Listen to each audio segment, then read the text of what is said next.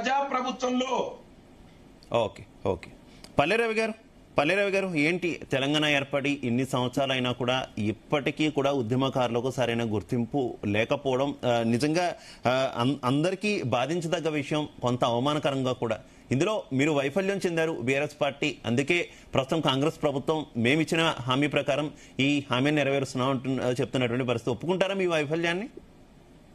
శివగారు, ముందుగా మీకు జీవిస్ ప్రేక్షకులకు ప్యానల్లో ఉన్నటువంటి మిత్రులు లింగం యాదవ్ గారికి, పుల్లారావు గారికి, అన్నకు, ప్రొఫెసర్ గారికి అందరికీ నమస్కారం అండి.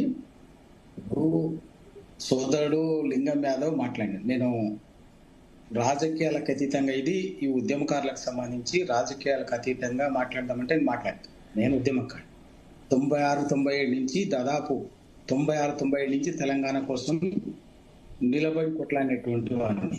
రాష్ట్రం వచ్చేంత వరకు, వచ్చిన తర్వాత కూడా ఇదే జెండా మీద అందరికంటే ముందుగా కూడా నేను ఉద్యమకారులకు సంబంధించి నేను బహిరంగంగా మాట్లాడినటువంటి వాడిని. కానీ ఇప్పుడు రాజకీయాలు మాట్లాడదామంటే ఇప్పుడు మేము ఇవాళ కాంగ్రెస్ పార్టీ ప్రభుత్వము ఉద్యమకారుల విషయంలో ఇనిషియేట్ చేసిన దాన్ని మనస్ఫూర్తిగా నేను వ్యక్తిగతంగా స్వాగతిస్తాను.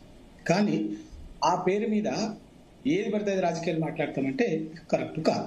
ఎందుకంటే స్పష్టంగా గడిచిన 9.5 సంవత్సరాల్లో కేసీఆర్ గారి ప్రభుత్వము ఉద్యమకారులని గుర్తించలేదు, ఏమి చేయలేదు, అమరవీరుని ఏమి పట్టించుకోలేదు, మొత్తం గాలి వేసింది అన్నట్టుగా మాట్లాడటం అనేది పూర్తిగా అవాస్తవము, కేవలం రాజకీయాలు మాత్రమే. ఇది తెలంగాణ ఏర్పడిన వెంటనే 2014 జూన్ 2 తర్వాత మొదటి నెలలోనే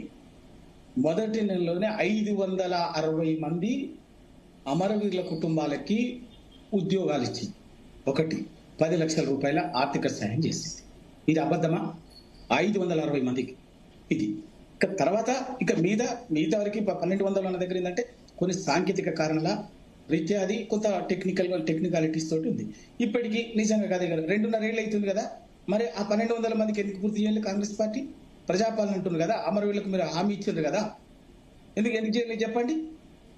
ఇప్పుడు 560 అయిపోయింది, ఇంకా 600 ఉన్నాయని మీరు ఉన్నారు కదా. మరి ఈ 2.5 ఏళ్లలో వాళ్ళకి ఎందుకు ఇవ్వాలి 600 మందికి? అది చెప్పాలి కదా. ఇప్పుడు ఆ పేరు మీద రాజకీయం చేయడం కాదు.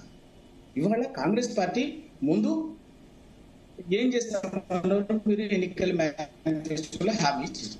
ఆ హామీ ప్రకారంగా తెలంగాణ ఉద్యమకారులకు ఏం చేస్తారో చెప్పండి. ఇప్పటి వరకు ఏం చెప్పలేదు. ఏం చెప్పకుండా కమిటీ వేసిండ్రు. 2.5 ఏళ్ల తర్వాత కమిటీ వేసిండ్రు.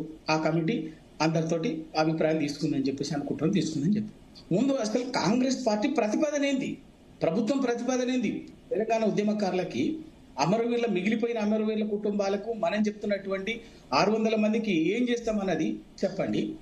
2, ఉద్యమకారులకు జైలు జీవితం గడిపినటువంటి ఉద్యమకారులకు ఏం చేస్తారో చెప్పండి. ఆ ఉద్యమం కేసులు లేకుండా చాలా మంది పనిచేసినటువంటి వాళ్ళు ఉన్నారు చివరిదాకా. అటువంటి వాళ్ళకి ఏం చేస్తారో చెప్పండి. దానికి అసలు మీ ప్రభుత్వం ప్రతిపాదన ఏంది? ప్రభుత్వం ప్రతిపాదన ఏం లేకుండా ఏం చేస్తామన్నటువంటిది చెప్పకుండా కేవలం ఏదో చేస్తున్నట్టుగా వెంటనే ఏదో చేసేసి అది ఆ పేరు మీద రాజకీయం చేయడం తప్ప ఇంకేం లేదు. ఎవరు వ్యతిరేకించట్లేదు కదా. మీరు ప్రభుత్వం పని చేస్తే. రెండవది, ఇవాళ తెలంగాణ ఉద్యమంలో పాల్గొన్నటువంటి వారికి ఇవాళ గడిచిన 9.5 ఏళ్లలో కేసీఆర్ గారు ప్రజాప్రతినిధులుగా, ఎమ్మెల్యేలుగా, ఎంపీలుగా, ఎమ్మెల్సీలుగా, మహిళా commission, SC commission, BC commission, public service commission, ఇట్లా అనేక నామినేటెడ్ పోస్టులలో 100 మందికి అవకాశం ఇచ్చింది. అది చేస్తే సరిపోతుందని నేను అంటలేను, అది కూడా చెప్తున్నాను నేను. అది చేయడమే సరిపోతలేదు. కానీ ఆ విధంగా అవకాశం రానటువంటి వాళ్ళకు కూడా తప్పనిసరిగా తెలంగాణ ఉద్యమకారులని గౌరవించాల్సినటువంటి అవసరం ప్రభుత్వాలకు ఉన్నది. ఎందుకంటే ఇది కొంత ఇప్పుడు ఏమైతే ఇప్పుడు స్వాతంత్రోద్యమం అండి, స్వాతంత్రోద్యమంలో చెప్తున్నా, తెలంగాణ సాయుధ పోరాటం, తెలంగాణకు సంబంధించినటువంటి స్వాతంత్ర పోరాటం, రజాకార్ వ్యతిరేక నిజాం. కానీ దాంట్లో కాంగ్రెస్ పార్టీ, ఇదే కాంగ్రెస్ ప్రభుత్వము 1997 వరకు స్వాతంత్రోద్యమ తెలంగాణ సాయుధ పోరాటంలో పాల్గొన్నటువంటి వాళ్ళని స్వాతంత్ర సమరోధిలో గుర్తించలేదు, అవకాశం ఇవ్వలే. 1997లో అప్పుడు వచ్చినటువంటి ప్రభుత్వం అప్పటి ఇంద్రజిత్ గుప్తా గారు కేంద్ర హోంశాఖ మంత్రిగా ఉన్న తర్వాత ఆయన చొరవ తీసుకొని 1997 ఎక్కడ 1940 ఓకే పుల్లారావు గారు, రైట్. పుల్లారావు గారు 50 ఏళ్ల తర్వాత అప్పుడు వాళ్ళకి అవకాశం వచ్చింది. ఓకే ఓకే పుల్లారావు గారు మీరేం చెప్తారు? ఏం జరుగుతుంది అసలు ఉద్యమకారుల గుర్తింపు వ్యవహారంలో అంటే ఏం చెప్తారు? ఈరోజు